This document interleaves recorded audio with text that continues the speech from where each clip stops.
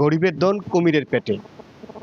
খোলা বাজারে যে খাদ্যবান্ধব কর্মসূচি রয়েছে, সরকারের সেই উদ্যোগ যেটি সরাসরি উপকারভোগীদের কাছে পৌঁছার কথা, সেটি না পৌঁছে যিনি ডিলার আছে তার ঘরে রয়েছে।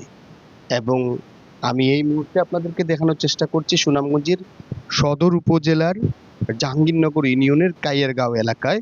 এখানে প্রায় এই রুম সহ আরেকটি রুমে রয়েছে প্রায় খাদ্যবান্ধব যে কর্মসূচি রয়েছে সেটির চাল প্রায় 60 বস্তার উপরে চাল। গোপন সংবাদের ভিত্তিতে প্রশাসনের পক্ষ থেকে এখানে একটি অভিযান পরিচালনা করা হচ্ছে এবং তথ্যের ভিত্তিতে জানা গেছে যে এখানকার যিনি ডিলার আছেন তিনি এই 30 কেজি ওজনের যে বস্তা বা চাল 10 টাকা করে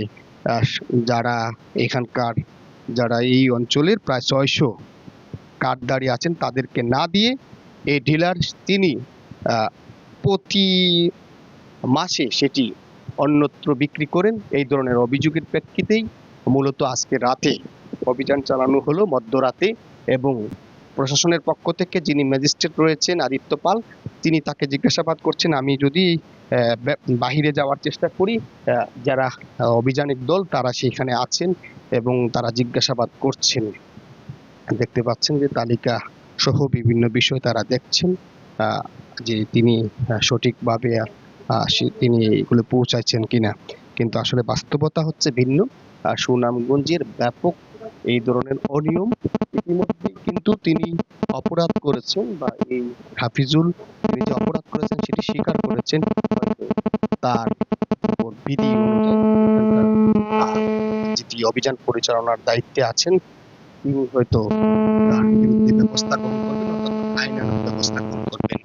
আমরা বলবো যে সরকারের যে এই খাদ্যবান্ধব কর্মসূচি সেটি হয়তো যথাযথ মনিটরিং হবে এবং এইসব কাজের অপরাধের সাথে যারা যুক্ত থাকবে তাদেরকে হয়তো প্রশাসনের পক্ষ থেকে যথাযথ পদক্ষেপ গ্রহণ করবে, আইন শৃঙ্খলা বাহিনী তাদের বিরুদ্ধে ব্যবস্থা গ্রহণ করবে। তবেই হয়তো এই খাদ্যবান্ধব যে কর্মসূচি রয়েছে যেটি যথাযথভাবে সাধারণ মানুষ উপকার পাওয়ার কথা সেটি হয়তো পাবে, এমনটাই প্রত্যাশা এলাকাবাসী। আমরা পরবর্তীতে জানানোর চেষ্টা করব কি হয়েছে। এখানকার যারা কর্মকর্তা আছেন, যিনি এখানকার ম্যাজিস্ট্রেট হিসেবে দায়িত্ব পালন করছেন এই অভিযানে, তিনি কি ব্যবস্থা গ্রহণ করেছেন। হাফিজুল ইসলাম, উনি খাদ্যবান্ধব প্রোগ্রামের একজন ডিলার।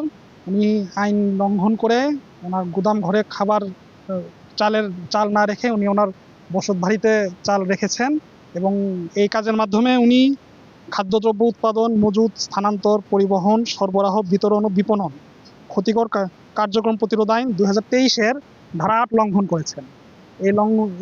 এই অপরাধের দায়ে ওনাকে 1.5 লক্ষ টাকা অর্থদণ্ড করা হয়েছে এবং তা তাৎক্ষণিকভাবে আদায় করা হয়েছে।